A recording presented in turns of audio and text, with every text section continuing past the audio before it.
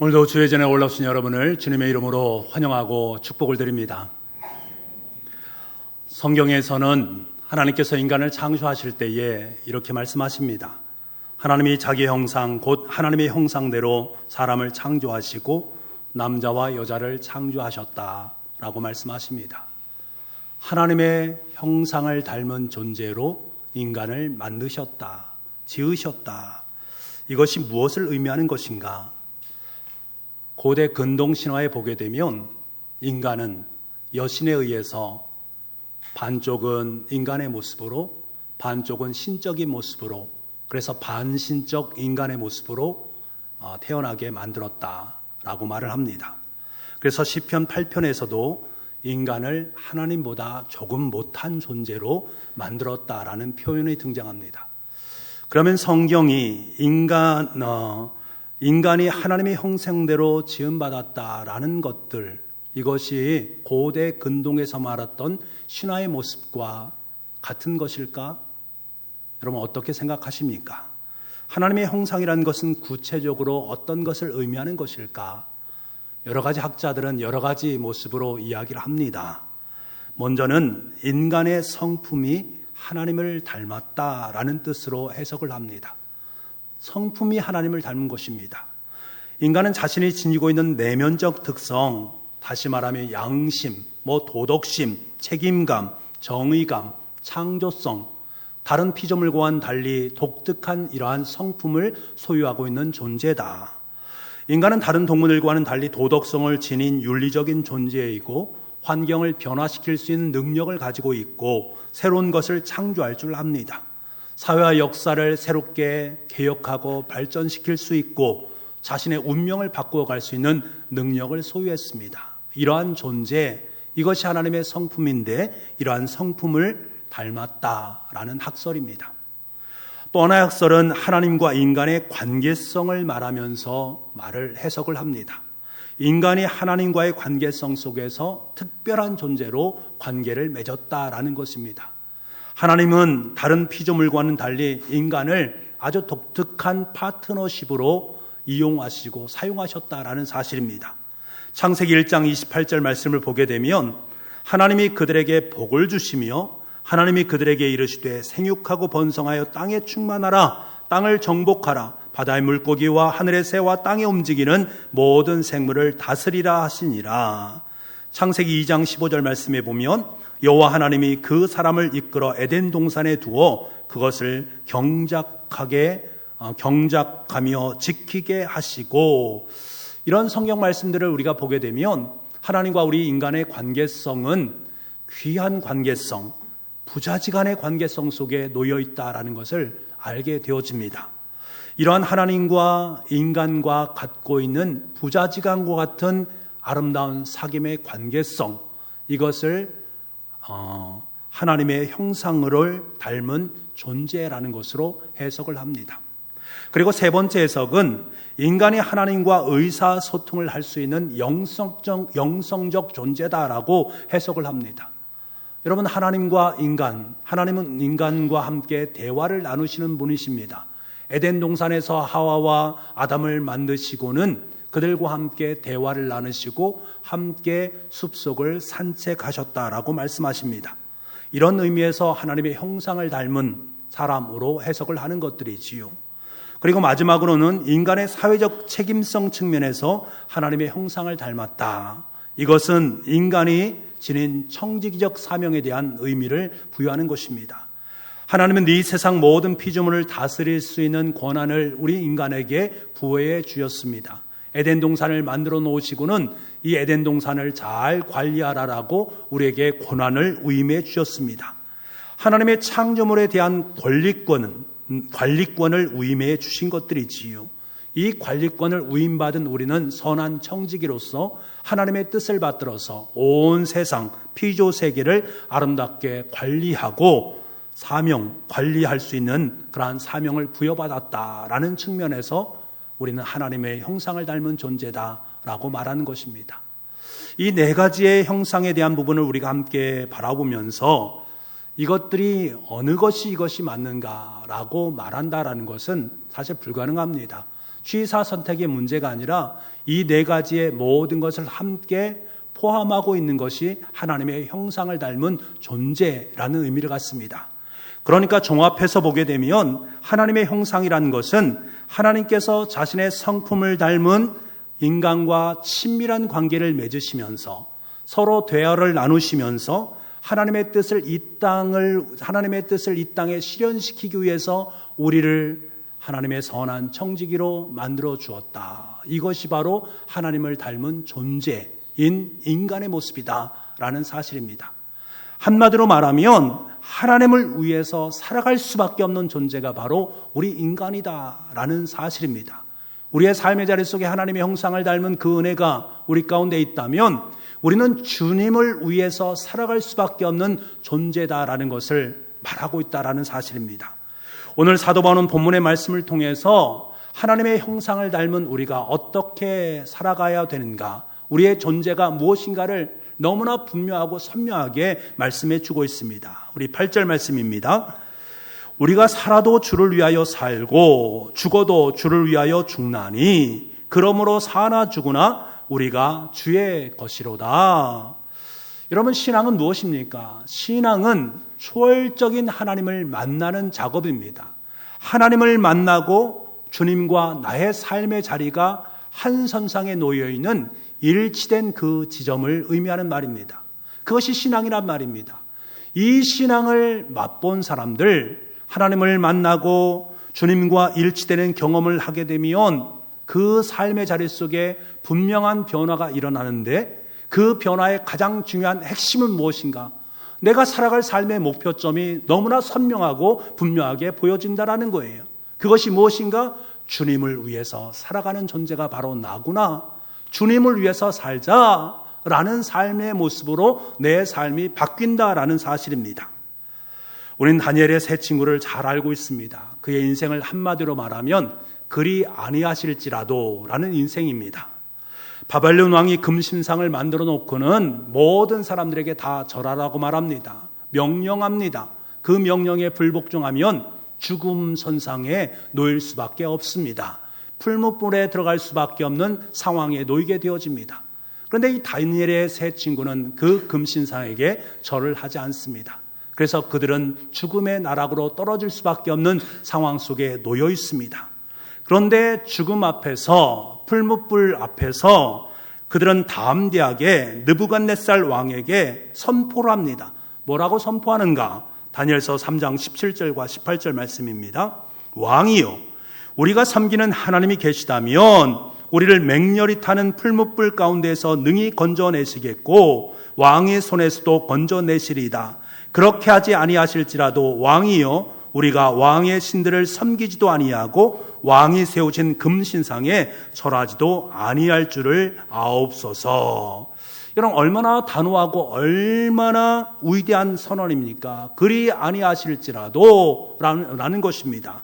그렇게 한다는 것은 무엇입니까? 금신상에게 절한다라는 것입니다. 세상의 풍요를 따라간다라는 것입니다. 그렇게 하면 살겠노라라고 선언한 그 선언에 합당하게 살아가는 것입니다. 하지만 이들은 단호하게 노라고 거부합니다. 그러면서 선포합니다. 세상 것이 내 뜻대로 되지 않더라도 난 전혀 문제가 되지 않습니다. 내 인생에 중요한 것은 초월적인 하나님이 계시고 그 하나님과 함께하기 때문입니다 라고 선언합니다. 이러면 이들이 담대하게 주님 앞에, 그리고 느부갓네살 왕 앞에서 이것을 선포할 수 있었던 그 이유가 무엇입니까? 초월적인 하나님을 경험했기 때문에 그렇습니다. 그 속에서 나는 누구인가? 내 존재가 하나님의 형상을 닮은 존재이기 때문에 세상의 존재가 아니라 세상을 넘어서서 하나님과 함께 살아갈 영원한 존재다라는 것을 알았기 때문에 그렇습니다. 내가 지금 죽더라도 이것은 죽음이 아니라 하나님의 영원한 세상 속으로 들어가는 아름다운 척겸이다라는 것을 그들은 알았다라는 것입니다. 그러니까 이들의 중심은 세상이 아니라 바로 주님이었습니다. 이것이 신앙이라는 거예요. 이 신앙을 우리 이 세 친구, 다니엘의 세 친구들은 신앙을 소유했던 아름다운 인물이었습니다. 여러분, 우리는 이 세상을 살고 있지만 이 세상 속에 살고 있지만 이 세상 속에서 함께 살아가고 있지만 세상에 속해 있는 존재는 아닙니다. 세상을 뛰어넘어서 영원한 세상과 함께 잇대어 있는 존재, 하나님의 초월적인 그 삶과 잇대어 있는 존재가 바로 저와 여러분이다라는 사실입니다. 이것이 바로 주님의 형상을 닮은 존재다라는 사실입니다. 이러한 삶을 살아가는 사람들은 이 세상에서 살아가는 먹고 사는 문제에 그렇게 너무나 크게 중요하게 다가오지 않게 되어집니다. 그것보다 더 중요한 것이 있다는 것을 압니다.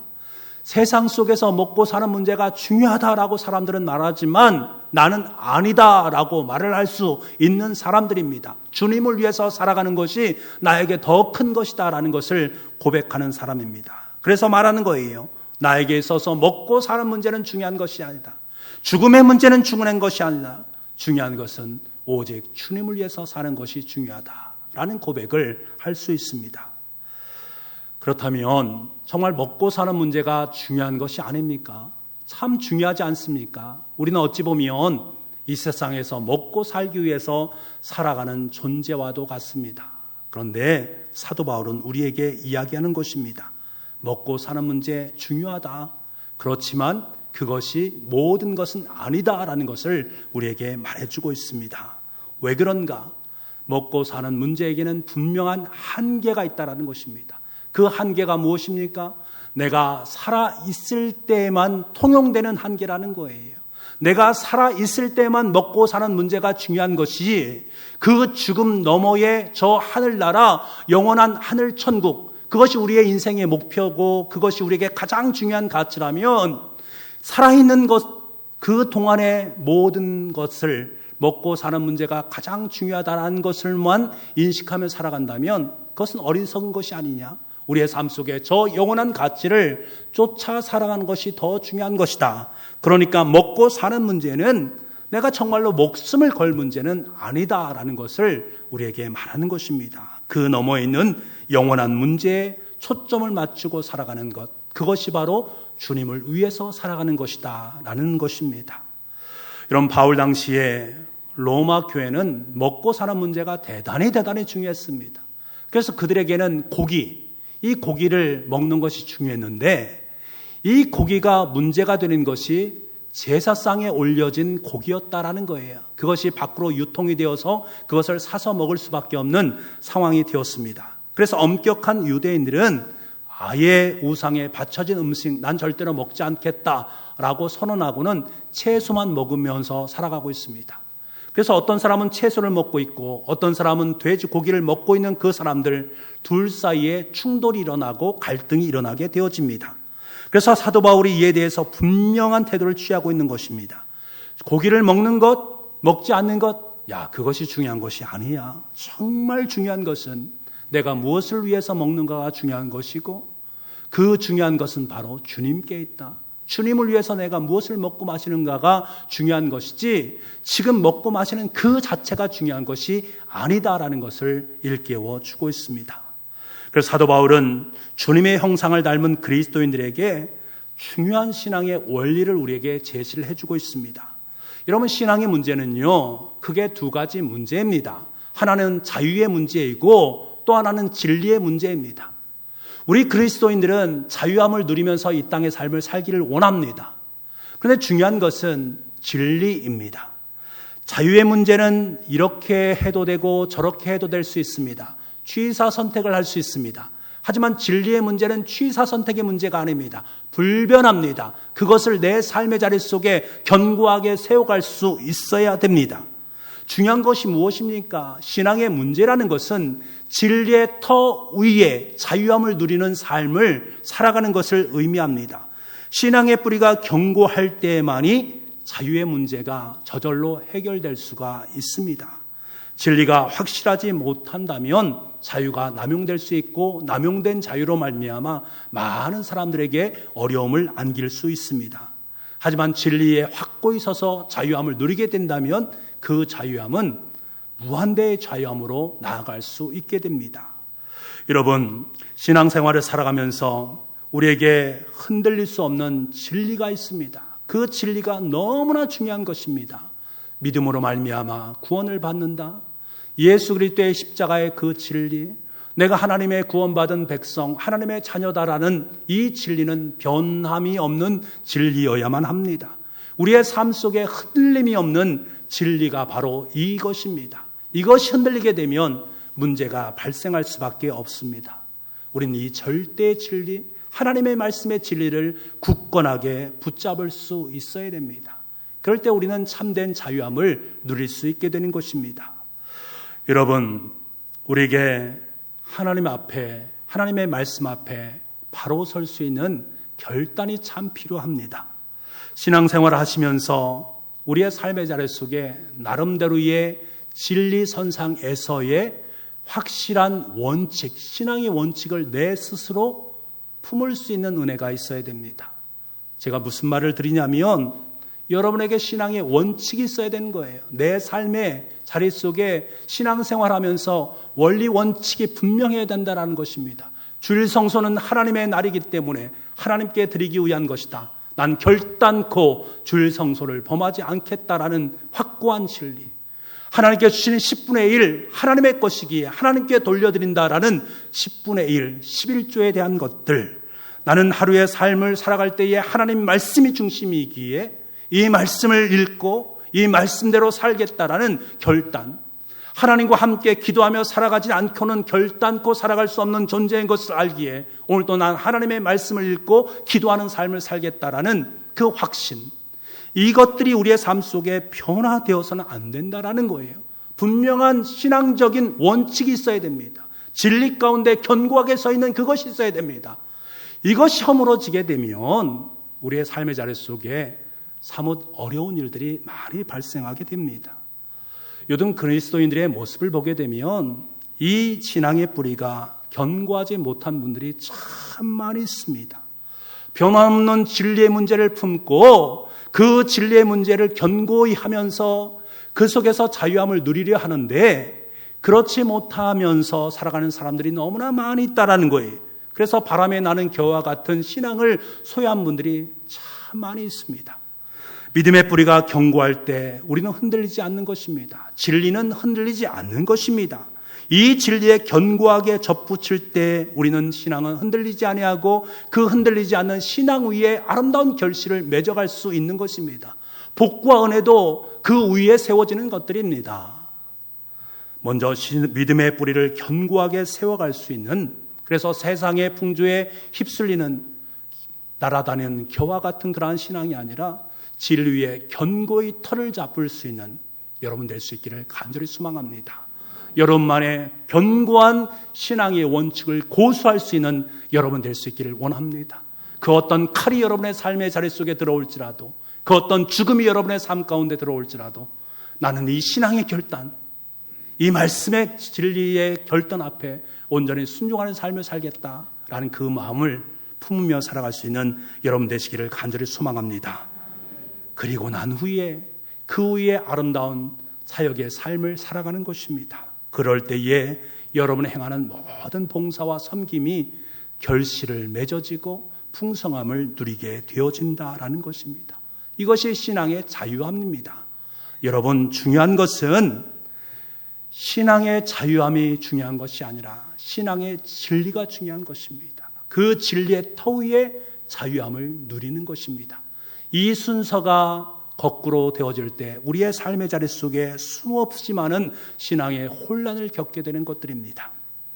로마 교회는 유대인과 비유대인, 이방인들로 구성된 교회였습니다. 그런데 유대인들은 이 부정한 음식을 먹지 않습니까? 아까도 말씀드렸듯이 고기, 돼지고기, 10계명에 말씀하신 것과 위배된다라고 여겼기 때문에 그들은 절대로 그것을 먹지 않았습니다. 반면에 이방인들은요, 그것에 대해 별로 신경을 쓰지 않습니다. 지금 내가 먹고 사는 것, 그게 중요한 부분이기 때문에 그것들 별로 중요한 것이 아니다 라고 말하면서 갈등 없이 그것을 다 먹을 수 있었습니다. 이 둘 사이에 끊임없는 갈등이 있었단 말입니다. 유대인들은 이방인들을 향해서 아니 믿는 자들이라고 하면서 경건한 사람들이라고 하면서 왜 저들은 하나님께서 말씀하신 그 말씀에 순종하지 않는 삶을 살고 있는가라고 비난합니다. 반면에 이방인 그리스도인들은 유대인들을 향해서 아니 아직까지 율법에 매여서 율법대로 살려고 하는가? 이제 율법에서 자유함을 누려야 되지 않는가? 라고 말하면서 비아냥거리는 모습입니다. 이것으로 말미암아 로마 교회 가운데 상당한 혼란이 있었다라는 것들입니다. 이 모습을 바라보면서 사도 바울은 그들에게 뭐라고 말합니까? 1절 말씀에 믿음이 약한 자들을 너희가 받되 그의 의견을 비판하지 말라라고 말합니다. 너희가 본질적이 아닌 것, 그것을 가지고 그렇게 왈가왈부하지 마라. 그들을 받아들이고 수용할 수 있는 마음이 있어야 된다. 비본질적인 것을 가지고 왈가왈부할 필요 없이 그대로 그것을 인정해 주는 것이 중요하다라고 말씀을 하고 있습니다. 여러분 생각해 보십시오. 우리가 기도할 때에 어떤 분들은 조용히 묵상하면서 기도하는 것을 참 좋아하는 분들이 계십니다. 그런데 어떤 분들은 그렇게 기도하는 것보다 하나님께 부르짖어서 통성으로 기도하는 것을 참 좋아합니다. 그러면 묵상을 통해서 기도하는 분이 통성으로 기도하는 분들을 향해서 이렇게 말합니다. 아니, 하나님이 귀가 먹었나? 그렇게 소리 지른다고 하나님께서 못 알아들으시는 분이 아니지 않느냐? 세미한 음성까지 다 들으신 하나님이기 때문에 그냥 조용히 기도하면 되지 뭐 저렇게 요란스럽게 떠들썩하게 통성으로 기도하느냐라고 힐난을 하거나, 아니면 반대로 통성 기도하는 분이 묵상 기도하는 분에게 아니 기도를 하려면 좀 화끈하게 해야 되지 뭐 기도를 저렇게 해서 되겠어? 하나님 앞에 부르짖자고 말했는데 부르짖는 기도를 해야 되지 저렇게 묵상 기도하면서 조용히 한다면 되겠어? 저건 아니야 라고 말한다면 여러분 바른 것입니까? 통성으로 기도하든 묵상으로 기도하든 그것이 중요한 것이 아닙니다. 지금 내가 왜 기도하는가? 하나님을 향해서 하나님을 위해서 기도하는 것입니다. 그것이 중요하다라는 거예요. 서로의 방법은 다를지라도 하나님을 향한 것은 동일하다라는 거예요. 그래서 인정해 주라는 것입니다. 그래서 우리는 이런 태도를 가져야 됩니다. 아, 지금 저 성도님이 나와 다른 방법을 가지고 기도하고 있는데 하나님의 은혜가 부어지기를 소망하는 것입니다. 하나님의 은혜를 받고 있구나. 나하고 다른 방법을 가지고 있지만 저도 하나님의 앞에 은혜를 받고 기쁨을 누리고 있구나라고 인정해 주는 것이 중요합니다. 우리는 참 다양성을 인정해 주지 못하는 삶을 살아갈 때가 너무나 많이 있습니다. 좀 다르기만 하면 왠지 모르게 나와 다른 사람으로 생각하면서 틀린 사람으로 생각하며 살아가는 우리의 모습을 만날 때가 많이 있습니다. 지금 사도 바울은 이것을 경고하고 있는 거예요. 나와 다른 사람이라 하더라도 그의 의견을 비판하지 말고 받아들이고 기쁨으로 받아들일 수 있어야 된다. 왜 그러해야 되는가? 주님이 그들을 받아주셨기 때문에 그렇다. 주님께서 그들을 인정해 주셨는데 네가 뭐라고 그들을 힐난하고 그들을 거부하고 그들을 비판할 수 있는가? 그럴 수 없다라는 것입니다. 그러면서 예를 든 것이 4절에 보게 되면 남의 하인을 비판하는 사람에 대해서 얘기합니다. 하인에 하는 사람이 있는데 그 하인의 주인이 있지 않습니까? 주인만이 하인을 비판할 수 있다라는 거예요. 다른 사람이 야, 네 하인 왜 저렇게 행동하냐? 저것은 잘못이다 라고 말하는 것은 주제넘는 일이라는 거예요. 오만한 행위라는 거예요. 그래서는 안 된다라는 것입니다. 오직 자신의 주인만이, 그 종의 주인만이 그의 잘못을 탓할 수 있다라는 것입니다. 여러분, 하나님의 은혜 안에 서 있는 사람은 관용할 수 있습니다. 비판하지 마시고 업신여기지 마시고 하나님의 거룩한 은혜 안에서 모든 것을 받아들일 수 있는 은혜가 있기를 간절히 소망합니다. 내가 하나님의 은혜를 더 크게 받았다면 좀 더 겸손하고 좀 더 낮아지고 좀 더 은혜롭게 살아갈 수 있는 우리가 되기를 원합니다. 진정한 비판의 대상은 무엇일까? 여러분, 성경 우리에게 너무나 분명하게 말해주고 있습니다. 타자를 비판하는 것이 아니라 내 자신을 비판하라는 거예요. 내 자신의 모습을 들여다보라는 거예요. 10절부터 12절 말씀을 보겠습니다. 같이 한번 읽어보겠습니다. 시작. 내가 어찌하여 내 형제를 비판하느냐? 어찌하여 내 형제를 업신여기느냐? 우리가 다 하나님의 심판대 앞에 서리라. 기록되었을 때 주께서 이르시되 내가 살았노니 모든 무릎이 내게 꿇을 것이요 모든 여가 하나님께 자백하리라 하였느니라. 이러므로 우리 각 사람이 자기 일을 하나님께 직구하리라. 여러분, 하나님의 심판대 앞에는 형제 자매, 우리 옆에 있는 교우들의 죄를 들고 가는 자리가 아닙니다. 하나님의 심판대는 여러분 자신의 죄를 들고 가는 자리입니다. 하나님의 심판대 앞에 서게 되면 다 드러나게 됩니다. 여러분이 남을 비판했던 것들, 여러분이 하나님 앞에 순종하지 못한 것들이 다 드러나게 되어 있다라는 거예요. 지금 그것을 우리에게 말씀해 주고 있다라는 거예요. 그러니까 다른 사람을 향한 비판의 눈이 아니라 사실 나를 향한 비판의 눈을 가질 수 있어야 된다라는 거예요. 형제를 향한 비판의 권리는 없습니다. 그들을 사랑하고 그를 위로하고 격려할 수밖에 없는 것이 우리의 삶의 모습이다라는 것을 말해주는 것입니다.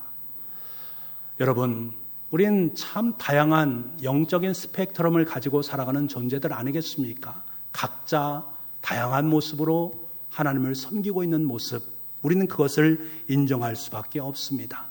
때로는 그것이 비판의 대상이 되어지고 가십거리가 되어지면 안 됩니다. 왜냐하면 이 모든 것은 각자의 방법으로 주님을 사랑하는 방법이기 때문에 그렇습니다. 여러분, 각자 주님을 사랑하는 그 방법을 인정하고 받아들이는 것이 너무나 중요한 것입니다. 그런데 더 중요한 것이 있습니다. 그러나 각자의 삶의 자리 속에 받아들일 수 있지만 중요한 것은 분명한 기준을 세울 수 있어야 된다는 거예요. 여러분, 각자의 삶 앞에 정확한 기준이 있어야 된다는 것입니다. 바울에게 있어서 중요한 기준점은 무엇입니까? 모든 것이 주를 위한 것인가 아닌가.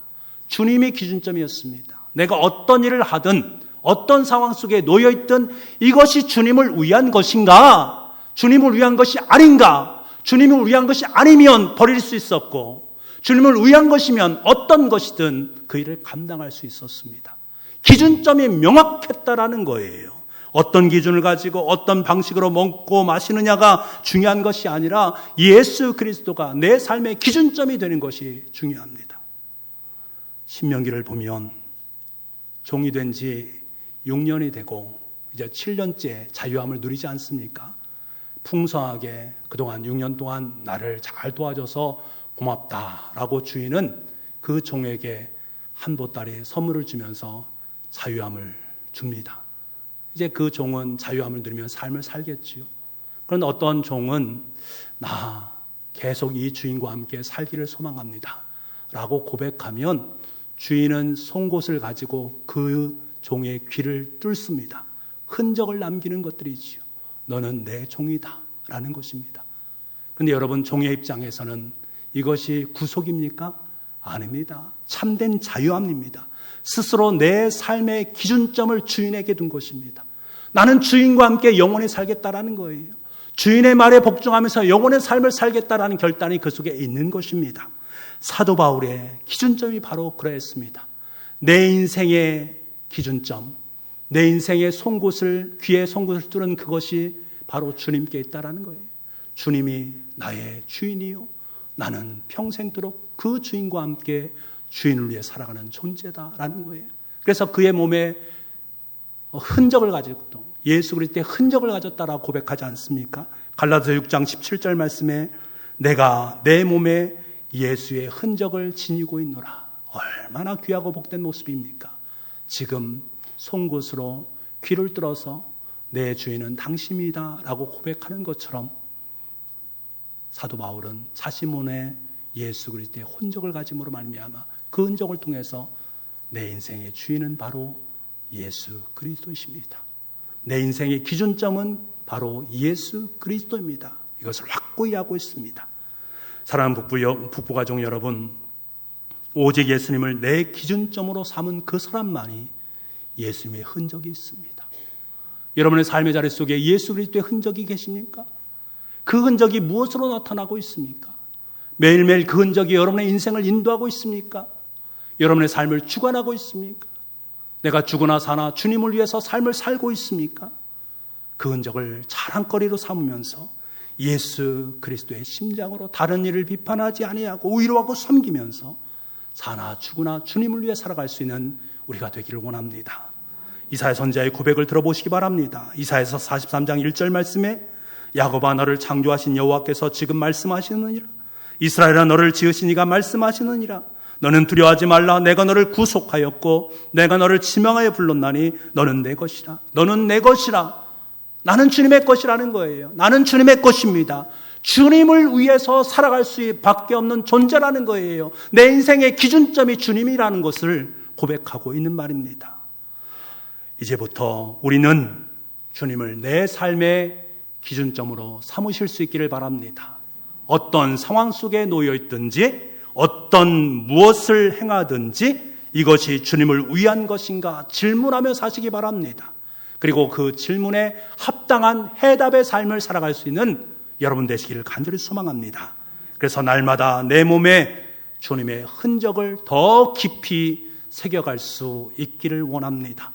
이것이 바로 하나님의 형상을 닮은 주님의 자녀들입니다. 오늘도 내일도 그리고 여러분은 살아가는 모든 날들 그 예수 그리스도의 흔적이 더욱더 깊어짐으로 말미암아 서로 더 사랑하고 서로 아름답게 이해하고 서로 아껴주면서 아름다운 청주 북북교회를 세워갈 수 있는 저와 여러분 될 수 있기를 간절히 소망합니다. 기도하겠습니다. 주님, 그렇습니다. 우리는 주님의 것입니다. 주님을 위해 살아갈 수밖에 없는 존재입니다. 이 사실을 한시도 잊지 않을 수 있는 우리가 되기를 간절히 소망합니다. 이에 합당한 삶을 더욱더 깊이 있게 살아감으로 말미암아 내 삶 속에 예수 그리스도의 흔적이 더욱더 깊어질 수 있게 도와주시고 이 흔적으로 하나님의 역사를 읽어갈 수 있는 우리 모두가 될 수 있도록 주님 은혜 허락하여 주옵소서. 모든 말씀을 예수님의 이름으로 기도하옵나이다. 아멘.